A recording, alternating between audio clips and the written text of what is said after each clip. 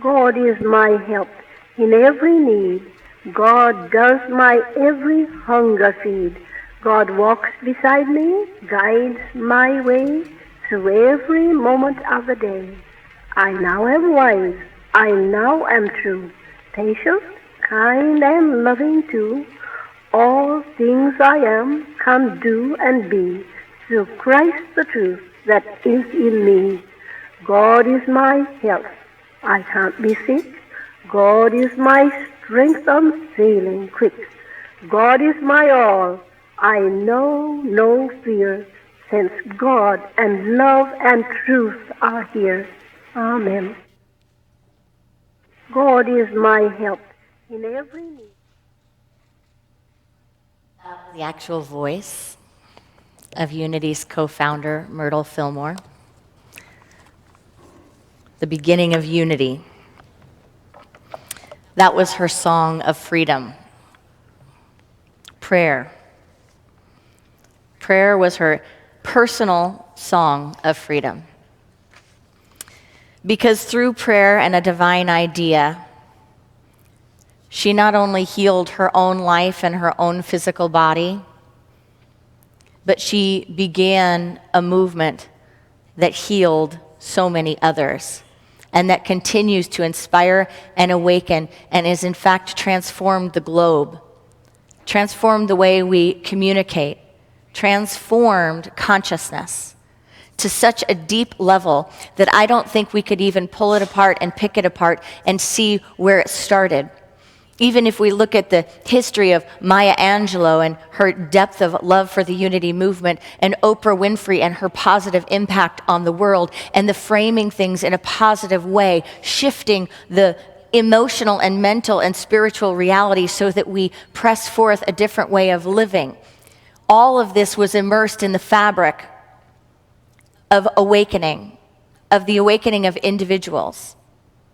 And for us in Unity, the awakening of this individual, Myrtle Fillmore. Now, if you know anything about her story, you know at a young age she got tuberculosis and became very sick from tuberculosis. And she had quite a few years of thinking of her body as if it were weak, thinking of her physical health as if it were against her, feeling that there was something wrong within her being. And living from that place, living in that frustration, living in the world and the consciousness of there is something against me. Until she made a discovery. And that discovery she shared with the world. I have made what seems to me a discovery. I was very sick. I had all the ills of mind and body that I could bear. Medicine and doctors ceased to give me relief, and I was in despair until I found practical Christianity. I affirmed my beliefs and I was healed. I did most of the healing myself because I wanted the understanding for future use. This is how I made what I call my discovery. Here is the key to my discovery.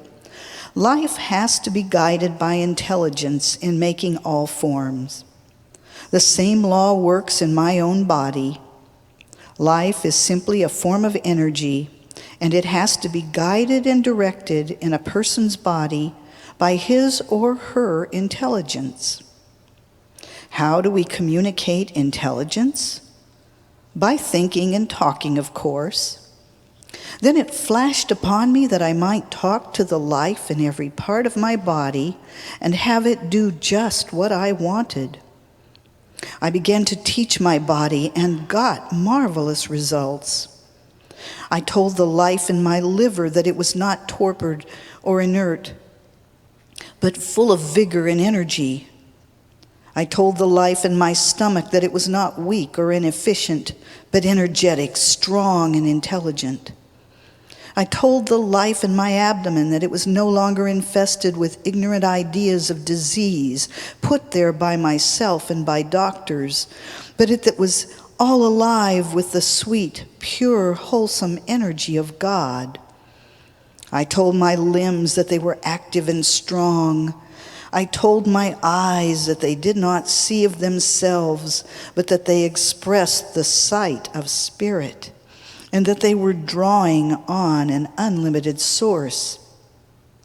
I went to all the life centers in my body and spoke words of truth to them, words of strength and power. I asked their forgiveness for the foolish, ignorant course that I had pursued in the past, when I had condemned them and called them weak, inefficient, and diseased.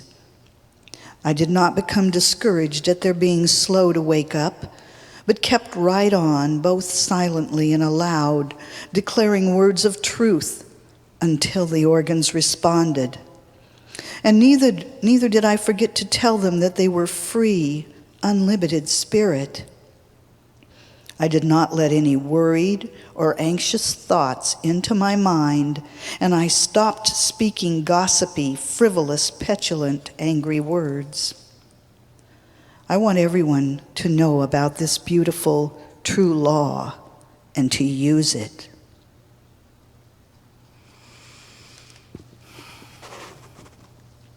Those are the words of Myrtle Fillmore. When she had her awakening, when she became emancipated from mental slavery, when she began to sing her freedom song, those are the words of truth that within the core of her being, she received, used, and then began to share with others. That's redemption. That's the redeeming power of grace. Think about the options and how one could deal with and how one could receive this news, this affliction, this disease that took the life of so many. Think for a moment of how we respond to things that we feel like are against us, attacking us, not for us, causing our problems, causing our suffering. And let's peek into a portal of another option, another way of being that's not ordinary, but that's extraordinary, that's not passive, but that is active, that's not destructive, but that is in fact co-creative. Because that's the fabric and the foundation on which we stand. That with prayer and with a divine idea, we can have a spiritual redemption. Redemption is the act of reclaiming something, getting something back for sin or error. So as Myrtle Fillmore taught it, the sin or error was believing in anything unlike one's wholeness, unlike one's perfection.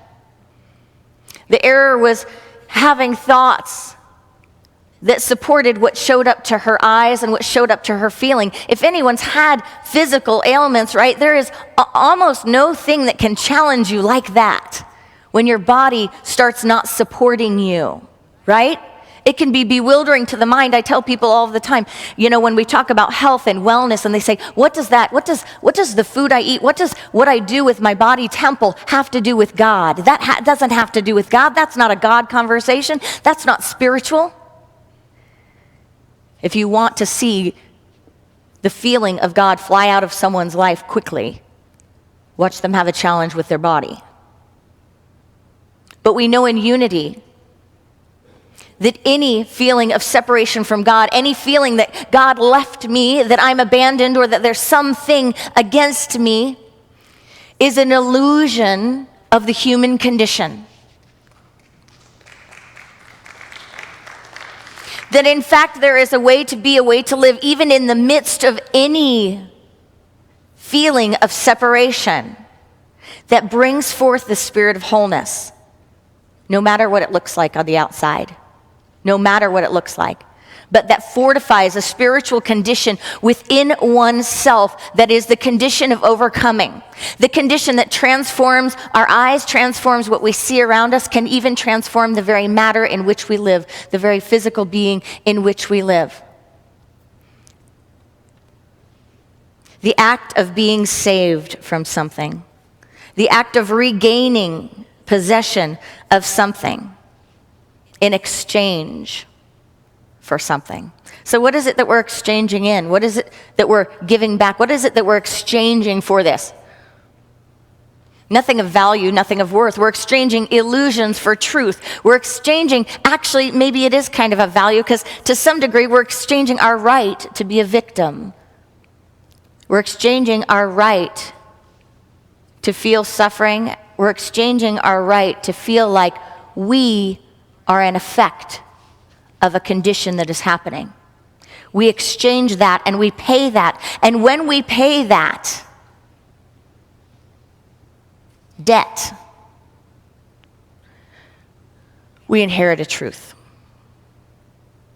We inherit a truth.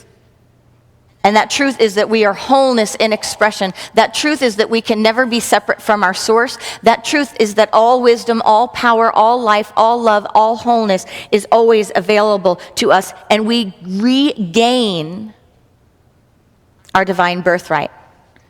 And that is the spiritual blueprint available to each of us, intuited by us. We regain alignment with the God of our being. We regain alignment with true thoughts, creative thoughts, and we regain our power to create. So rather than being in the passenger seat, we regain our divine authority to be in the driver's seat. But as Myrtle said, that's not necessarily an easy task. She said it took time. She said she had to look at everything in her mind and she had to become conscious of what was in her mind, what she was creating. She recognized her epiphany was that I am not separate from this creation, that I have to get involved.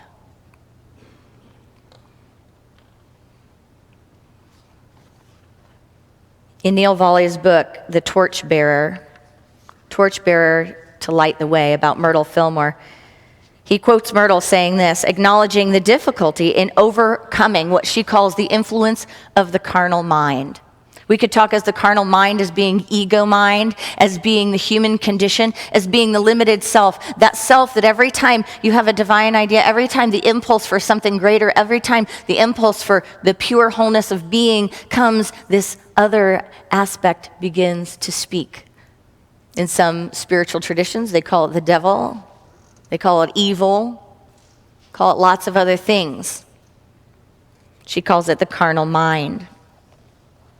She says, unless the soul is strong and positive and can maintain its hold upon Christ, the truth, it is apt to suffer adverse experiences that are the result of carnality trying to fight off the Spirit of the Lord and to maintain its dominion over the individual's consciousness. She goes on to say it is necessary for the truth seeker to hold fast to Christ's principles. That's the divine within. That's the pureness of being, the enlightened state of consciousness, the awakened self, regardless of any adverse experience. Regardless of any adverse experience. The truth must be proved every step of the way. The soul needs to be strong in the Lord, in the law, in the truth, and firm in its determination to overcome adversity. Those who follow in the steps of the great way-shower must be strong of heart, open-minded to the truth that makes us free. We cannot know truth and think truth and feel truth so long as the subconsciousness is permitted to express or retain impressions of untrue things out of the past.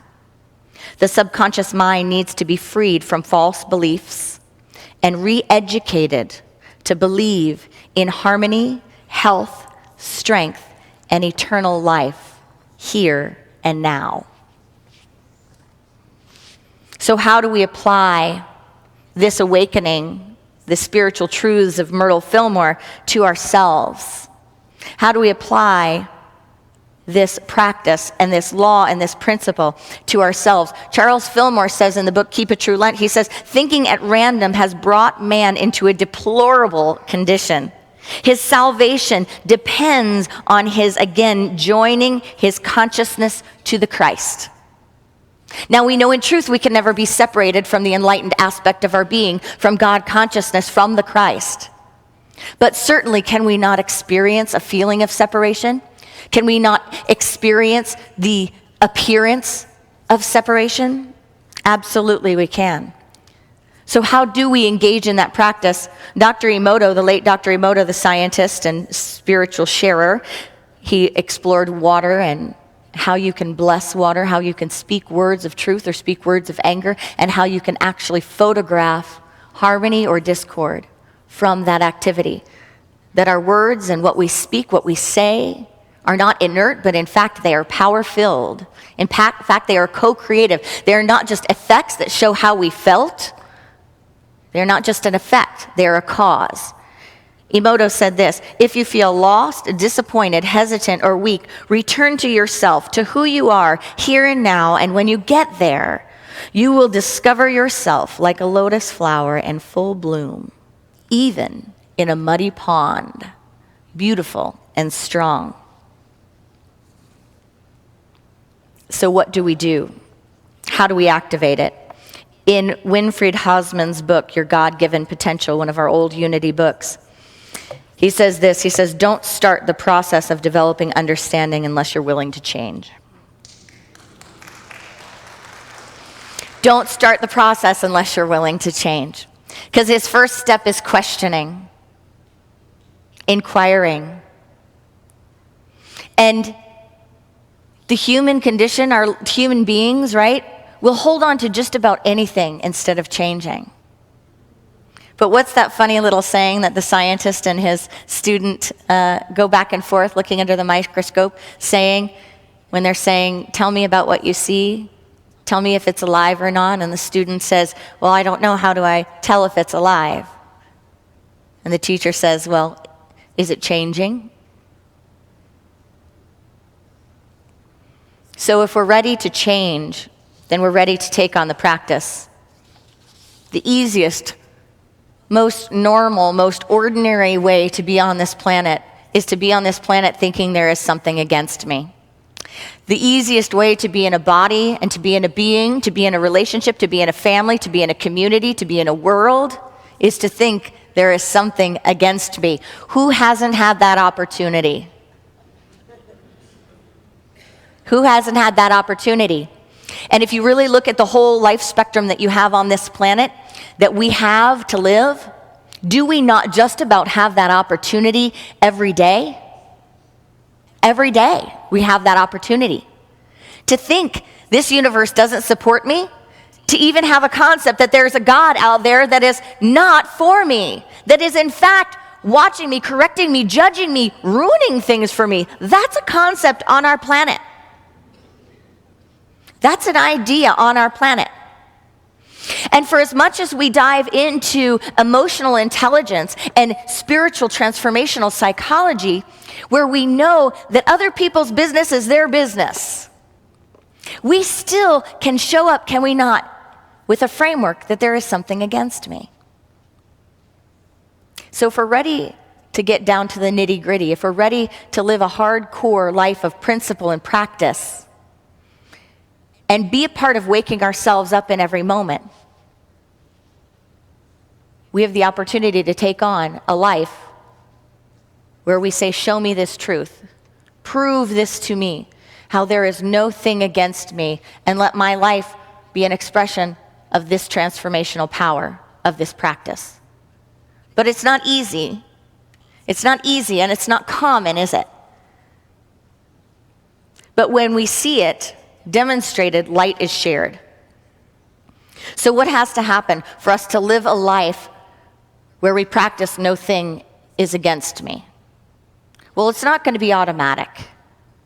Just like Myrtle got a diagnosis of tuberculosis, and she didn't just say, wow, this is for me, fantastic. Fantastic. A husband, some kids, some practices, some spiritual principles. Fabulous. This is for me.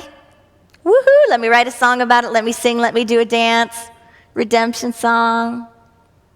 No.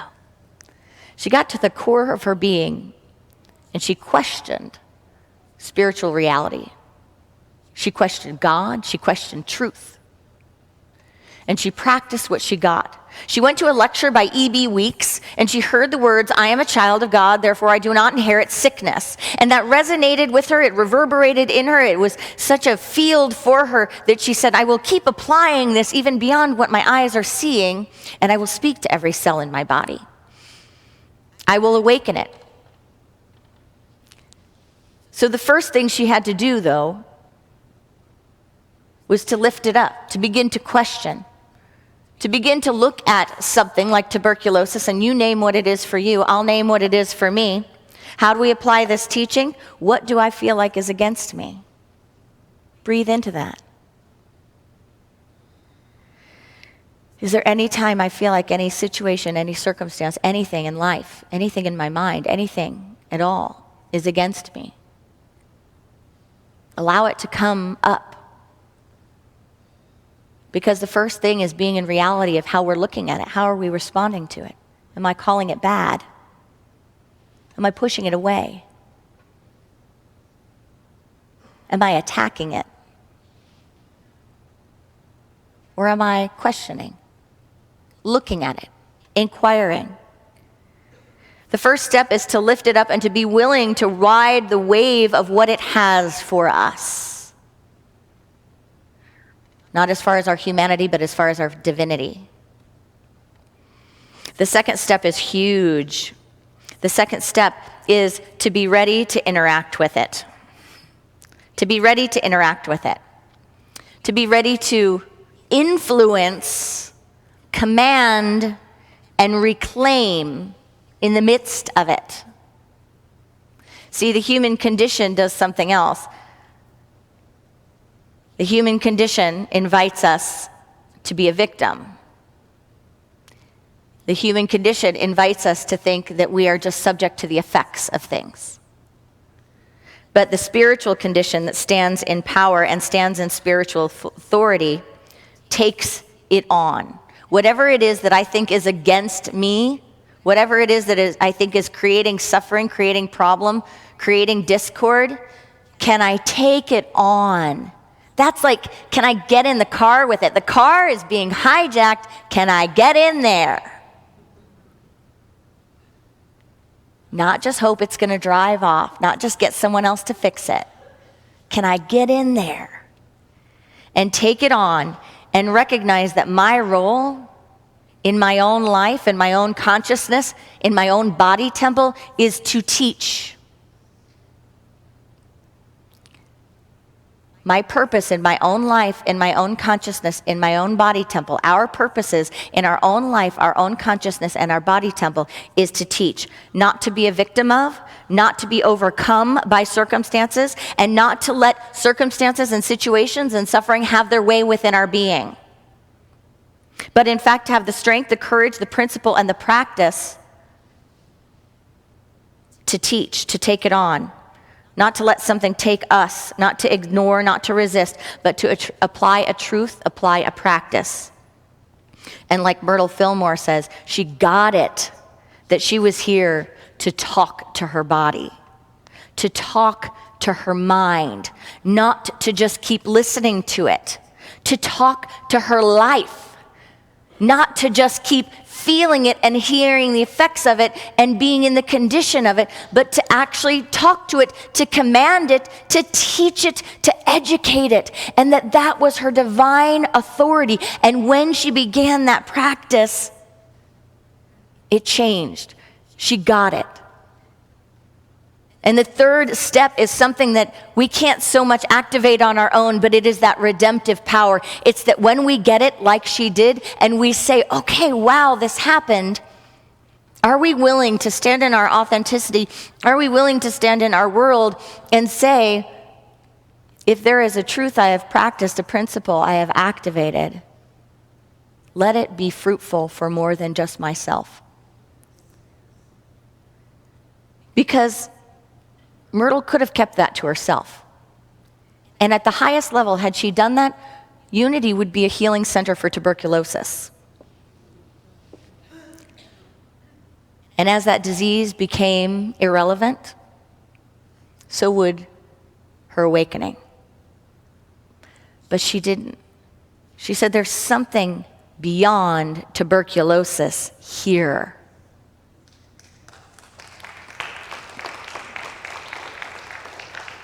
There is the power of healing and overcoming here, and I have just tapped into what saints and sages, what avatars, what the master teacher, what lights throughout the ages have gotten that have healed everything and anything that could ever afflict the human condition. And so she lifted it up, and then what happened? Her husband gobbled it up and said, let me write about this, let me talk about this, let me see about this, let me share about this, because if this happened in her, and this is a principle, and this is a law, it can work for everyone. Let's share it. So are we willing to stand in the strength of our ancestors? Are we willing to stand in the courage of those who came before us? And are we willing to affirm the truth of our being and to be a cause of that truth? To educate our minds and our thinking. To say as compassionately and as parentally as we can, sweet ones, listen to this truth, sweet ones. Sweet thoughts, sweet emotions, sweet body temple, sweet cells, sweet being, sweet conditions all around me. Listen to this truth. Listen to this song. This is the freedom song. This is the emancipation from mental slavery. This is getting out of being in the world of effects and stepping into the world of cause, which is the divine birthright engaged and activated through the Christ consciousness, which is the consciousness that was born for all beings, for all life, so that they could be generative centers of God consciousness, pressing forth and acting as God lights in the world. So are we ready to have some affirmations that bring us into alignment with this truth? The universe loves me, supports me, and wants me to win. Let's say it. The universe loves me, supports me, and wants me to win. I give life-affirming thoughts to every cell of my body. Together, I give life-affirming thoughts to every cell of my body. No thing is against me. Together, no thing is against me. I am in agreement with the God of my being. I am in agreement with the God of my being. I stop feeding discord and illusion. Together, I stop feeding discord and illusion. My being is a space of holy activity. My being is a space of holy activity. Show me. And so it is. Namaste.